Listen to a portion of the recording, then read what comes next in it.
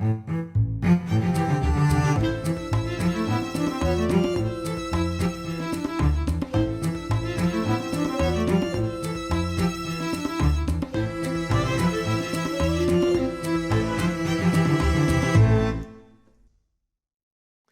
I'm Micah Halpern.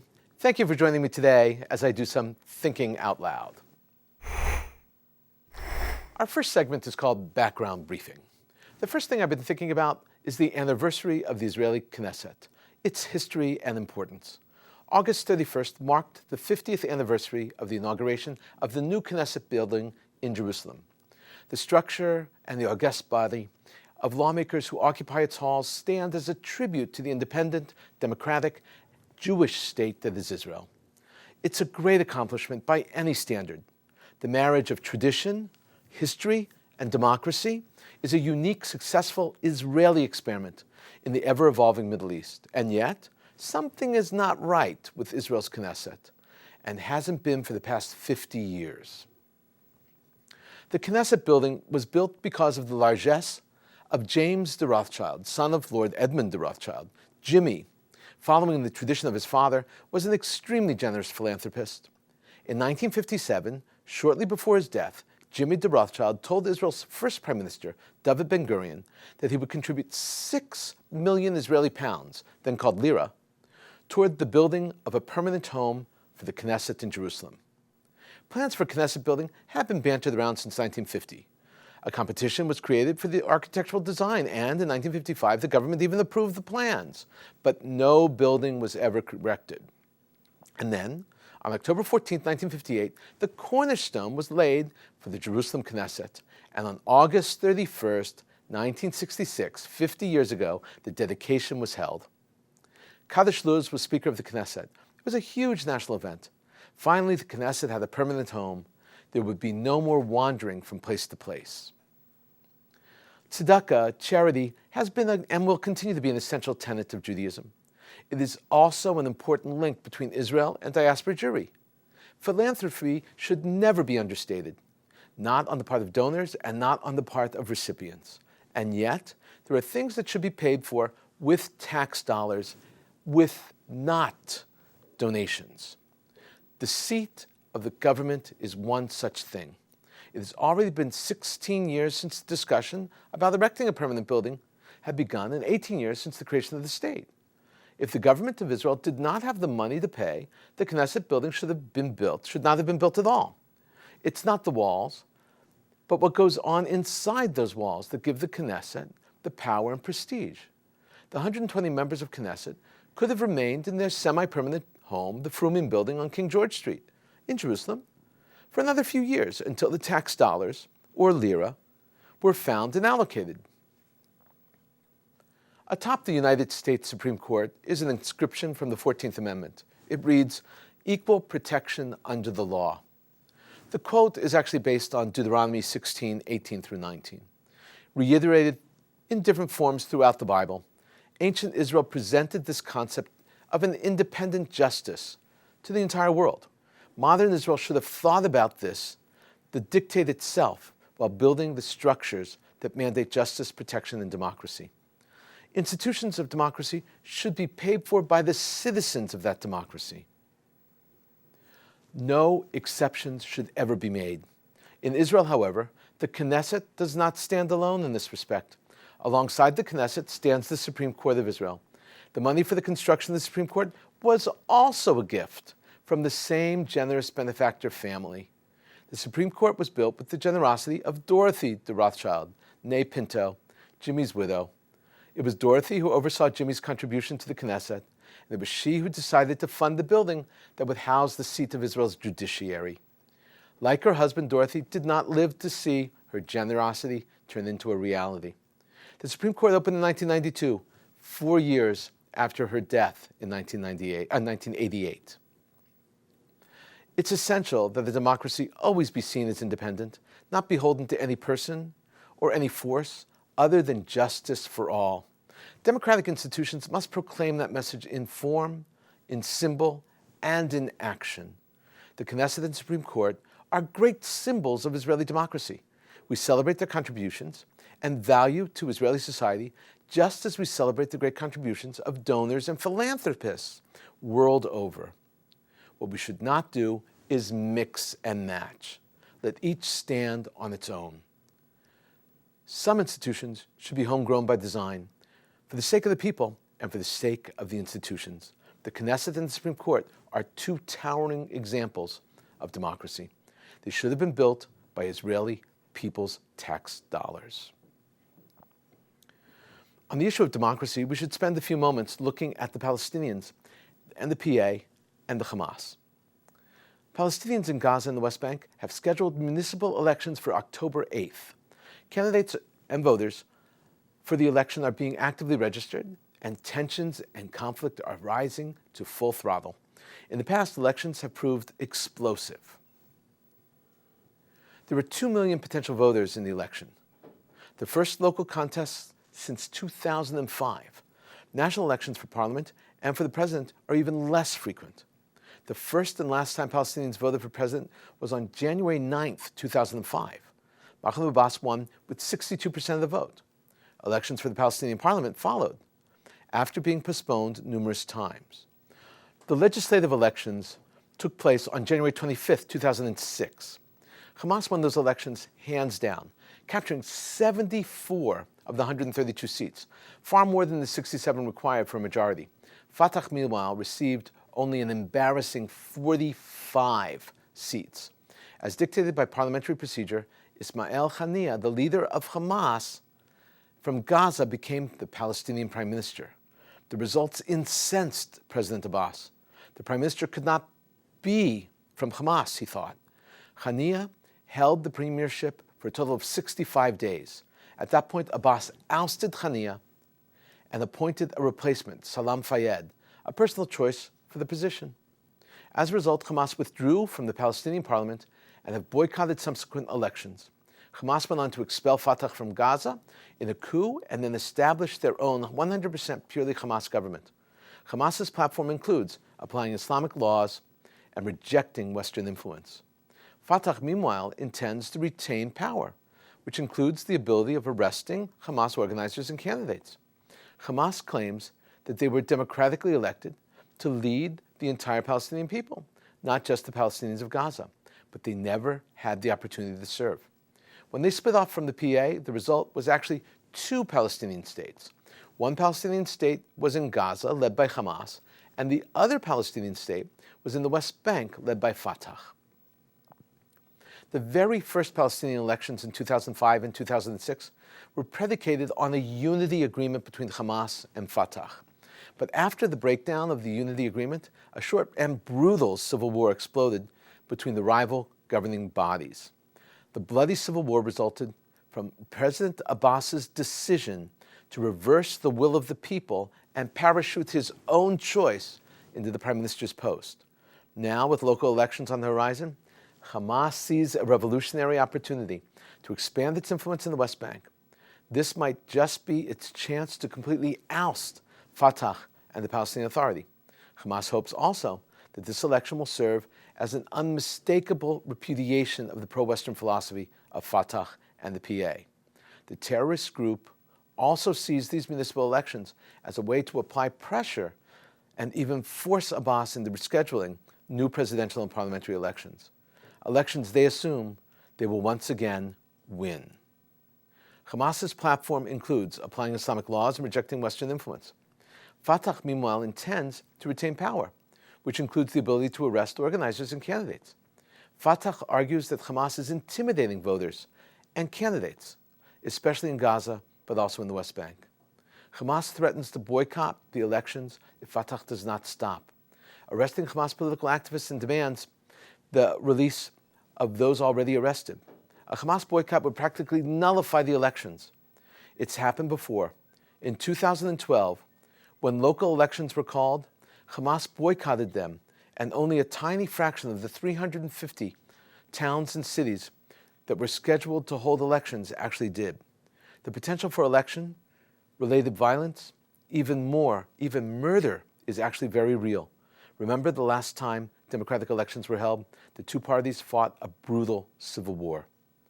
Coming up next, Points of View. Here's what some important voices have been talking about. Today, let's talk about two pieces from the New York Times. One is an editorial, and one is a column. First up is an editorial. It's dated August 27th, but online in the Sunday Review.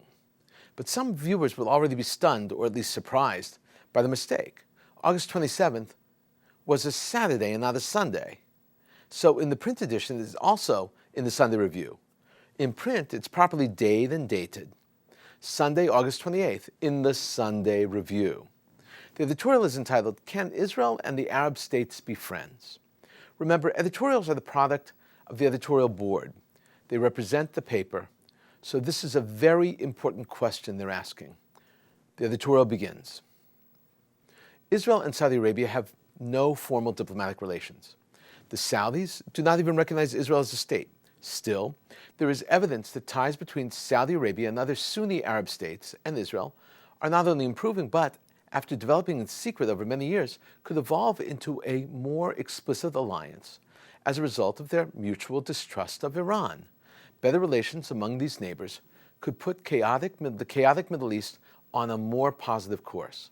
But they could also leave the Palestinians in the dust, a worrisome prospect. I would add that this is an essential point that the Palestinians just do not understand. And I would also add that the rest of the world, even the Sunni world, has lost patience with the Palestinians on this issue. The editorial continues and describes a recent visit to Jerusalem by a very senior and important delegation of Saudi businessmen led by a former Saudi general, a very influential and publicly known former general. The group was in Israel for 3 days. The editorial continues. A recent case in point was a visit to Jerusalem last month by a Saudi delegation led by a retired Major General, Anwar Eshki. That included talks with Dori Gold, the senior Israeli Foreign Ministry official. The meeting was notable because it was openly acknowledged. General Eshki and Mr. Gold reportedly began secret contacts in 2014. They went public last year by appearing together at an event in Washington. The New York Times editorial asks, where are the Palestinians? But of course, they also have to ask, where is Netanyahu? Here is how they put it. Unfortunately, neither the Israelis nor the Palestinians show interest in serious peace talks. And there are reasons to doubt that the Palestinians are the Arab country's real focus. Mr. Netanyahu, in fact, has made clear his preference for improving relations with the Arab states first, saying Israel would then be in a stronger position to make peace with the Palestinians later on. The New York Times is wrong here. Israel has been asking for face-to-face meetings with Abbas, and, as I will show later on in this broadcast, even Russia has gotten involved. Then the editorial ends with a prediction. Of course, improved relations between Israel and its Arab neighbors do not preclude a Palestinian peace deal. The danger is that these countries will find more value in mending ties with each other and stop there, thus allowing Palestinian grievances, a source of regional tension for decades, to continue to fester. Here the New York Times is correct. The Arab Sunni states will gain so much from their improved relations with Israel. The Palestinian issues will, whatever they may be, will no longer be on their agenda. Second up is a column from the New York Times also. The author is Rick Gladstone, and it's entitled Tensions Rise Between Iran and the United States in the Persian Gulf. It's dated August 25th, 2016, and there's a note on the online version that says, a version of this article appears in print on August 26th, 2016 on page A6 of the New York edition with the headline, Iran harasses U.S. warships in Gulf, Pentagon says. The column is part of the New York Times opinion section and is published just before the editorial came out that I just read. It was just the day before the editorial. Here's how the column begins. 4 small Iranian patrol vessels passed near the United States guided missile destroyer Nitz in the Straits of Hormuz on Tuesday. A voiceover in the video calls the move unsafe and unprofessional. Iranian naval boats made dangerous maneuvers around the United States warships in the Persian Gulf area on at least 4 occasions this week. Pentagon officials said Thursday, including one episode which the Americans fired warning shots from a .50 caliber deck gun to prevent a collision.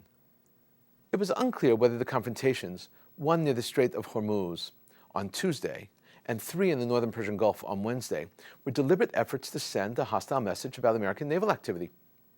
Now the column begins to explain and give explanations. The answers suggested are not even plausible or interesting. Answers like, Iran resents U.S. since 1979, or, quoting an expert saying, I suspect that the dangers here are tied up in the overall relationship between the United States and Iran.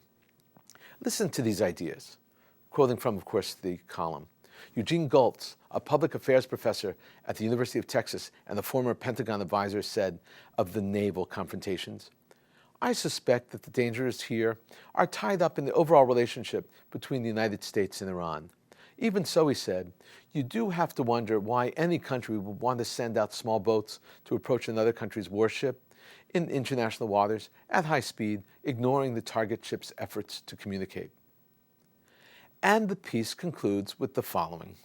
In January, Iran briefly detained 10 American sailors whose patrol boats had strayed into Iranian waters just before the international agreement limiting Iran's nuclear activities took effect. How wrong can you get? This is what the entire episode is really about. I wrote an analysis of it when it happened. This is not confusing at all. The White House and the Pentagon have said only that they are concerned that the behavior is not helpful, and that they do not understand the motivation behind it. Well, I understand the motivation very well. The Iranians are toying with the United States. These actions are meant to lure the United States into an irresponsible, exaggerated, immature response. This is a game that the Iranian Revolutionary Guard is playing. In January, the Iranians did the same with drones and a submarine that were close enough to nearly touch the flight deck of the U.S. vessel. My suggestion to the United States is, don't take the bait. Coming up, commentary through cartoons where pictures tell the story. Today I want to look at a set of cartoons published in the foreign news platforms. The first cartoon was published in Jordan by an artist, Osama Hajjaj, on August 20th, 2016. It's entitled Alliance Between Russia, Turkey, and Iran. A bear is sitting, meaning Russia is sitting. He's wearing a fez, symbolizing Turkey, and has a beard like the religious leadership of Iran. The cartoon is very simple, well done artistically, but says nothing beyond the combination of 3 countries together. It is a missed opportunity. If I were commenting on this cartoon to a group of students, I would say, so what? What does it mean? Where is the critique or the insight? We all know the connection. Tell us more about your picture. The second and third cartoons actually come from Slovakia, a neighbor of Czechia. They are drawn both by Marian Kamensky. This one was drawn on August 16th. It's called Angela Merkel and Erdogan. Erdogan of Turkey is in a cave, on his cell phone, speaking to Angela Merkel. All around him are terrorists with typical weapons of terrorists. RPG bombs, AK-47s, which are called Kalashnikovs. All of them but one is wearing a suicide belt. And Erdogan's on the phone asking the German Chancellor, Angela, why do you think I support the terrorists? This is hilarious. The real question asked by the artist is, Erdogan, who do you think you're kidding? This next cartoon is also by Marian Kamensky of Slovakia and published 10 days later on August 26th. It's called Erdogan in Syria. Putin is sitting on a tank in Syria. A Kurdish officer without his head, holding it in his hands, says to him, excuse me, Mr. Erdogan, but I'm a Kurd. The ISIS fighters are over there. Erdogan responds, you don't say. And you see the ISIS terrorists in the background on the hill waving. This last cartoon comes from the United Arab Emirates. It's written by Paresh Nath Khalij and appears in the Times of the United Arab Emirates on August 26th also. It's called West's Policy in Syria. There's a huge pit of quicksand called Syrian quagmire. Sinking into the sand is a truck that reads West's Policy. All his hands are sticking out of the quicksand, and one guy shouts out as he goes down, we've plans to check the biggest humanitarian crisis. In a moment, my own perspective and a few predictions. A massive crisis in Israel was averted recently. The crisis was not about peace or economics, not about the Palestinians, not even about security, not about terror. It wasn't even about ISIS. And yet, it was a crisis of such proportion that it threatened to take down the government, and nearly did. Prime Minister Netanyahu spent the entire night in dialogue and in negotiations to keep his government from falling. The crisis centered around a simple Latin expression composed of two words: status quo, which means things should stay the same. No changes. Status quo, these words are the foundation of the Netanyahu coalition. It has to do with the concept of religious life in Israel, especially the role of government. In this case, religious parties in the Netanyahu government were up in arms because of work on the rail lines. It was taking place on Shabbat. Two ministers sent a scathing letter to the Prime Minister saying, "Stop or we will pull out our support from your government because this is a violation of the status quo, which is part of our coalition contract."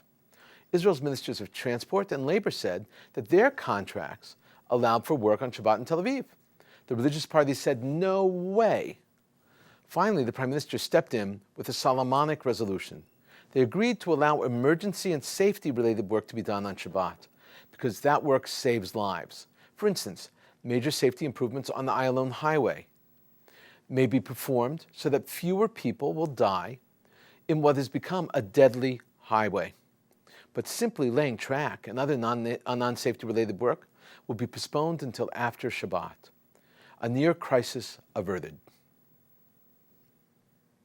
George P. Bush, Jeb Bush's 40-year-old son, recently returned from a trip to Israel. The trip should come as no surprise. Jeb and his uncle, George W. Bush, are great supporters of Israel. The big surprise is that George P. Bush broke ranks from his father and endorsed Donald Trump, the Republican nominee, despite the awful way that Trump attacked his father. George, nonetheless, has embraced the idea that Trump needs to win the presidency. Currently, George P. Bush is the Texas Land Commissioner, elected in 2014, but he may be maneuvering for a spot in the Trump administration. This trip to Israel certainly helps secure his foreign policy exposure and experience. Machiavelli said that politics makes strange bedfellows. Here we have the perfect example. All maps are political, and Google Maps is in the middle of a huge conflict over maps. Over the past few weeks, Google has been accused of removing Palestine from their maps. The company has responded by saying that they never had Palestine as a separate country in their maps. Some voices are saying, oh, then Google should show Israel's occupation of Palestine. The argument is not unique to Israel and Palestine. There are similar arguments about Crimea, let's say. The argument is whether Google Maps should show Crimea as a part of Ukraine, or should it be under Russian control, which it is right now? Should they show Crimea as part of Russia? And what about the Kurds, who control areas in Syria, Iraq, Iran, Turkey? Should they show the Kurdish-controlled areas? And what about ISIS-controlled regions? Should people know which areas are under ISIS control? But then again, does showing all that automatically signify acceptance of their right to control the area? Google is in a difficult position. We need their maps. We want to be up to date in terms of geographic shifts and changes in territories. Iran's actions are often shrouded in deep secrets, even mystery. Iranians do not telegraph their actions. Often, they become reliable sources of information about others and what they're doing, such as the United States, let's say. Iran was the source of the video and the information about $400 million in cash that the White House delivered stealthily in the night, the same night that 4 American hostages were released by Iran. One of the mysteries that has plagued those of us who've been analyzing Iran is how large their force is in Syria and Iraq. Recently, Iran's semi-official news agency, the ILNA, reported that 400 families were being honored because they were parents of sons who had died in Syria as fighters for the Revolutionary Guard. 400 in Syria? 400 dead Revolutionary Guard is a huge number. We have been shown here and there memorial services and photos, guards killed in Syria, but we never knew how many of them were there. We also heard from other sources that the Iranians were there. We even had a vehicle filled with 6 Revolutionary Guard officers, including a general that Israel killed in an airstrike as they were touring the Syrian Golan Heights. Iran has made a huge investment in Syria, And we always assumed the Iranian Revolutionary Guards were there in a serious way. Syria attacking ISIS, that's one of the things that they did. Al-Qaeda, that's one of the things that they did. Now we know for sure. This is a very important admission and acceptance. We've been thinking out loud about a lot today. Now that you know what I've been thinking, let me know what you're thinking. Email me at micah@jbstv.org. Tweet me at Micah Halpern. Tell me what you think. Before we end, let me leave you with one piquant piece of information. In Hebrew, the word Knesset is a great word. It means to bring together. It's the word chosen for the Israeli parliament. The expression of synagogue is Beit Knesset in Hebrew, the place where people come to gather, obviously not just to pray. The word in Greek is synagogos, means the same thing. Synos means to bring together, a meeting, a gathering. It brings people together. Throughout the long history of Christian anti-Semitism, the church identified themselves in sculptures and art as ecclesia, and her twin sister was synagogus. Ecclesia means community. She was always dressed beautifully, head up, eyes bright, holding a large chalice, a cross in the other hand. Synagogus, her twin sister, or the shul, the synagogue, the Jews, it symbolized, was blindfolded, dressed in tatters, her staff was broken, her head down, and the book at her side. That book, of course, was the Torah, portrayed as downtrodden and rejected. The use of the term Knesset as the seat of Israel's legislature is filled with meaning and depth and power. It's 120 seats. It mimics the Beit Knesset Agdolah from the time of the Mishnah, not the Sanhedrin. The Sanhedrin was composed of 70 rabbis, scholars. Beit Knesset Agdolah was 120 leaders. Some were rabbis, but all were leaders. Thank you for thinking out loud with me, Micah Halpern. Let's think out loud again next week on JBS.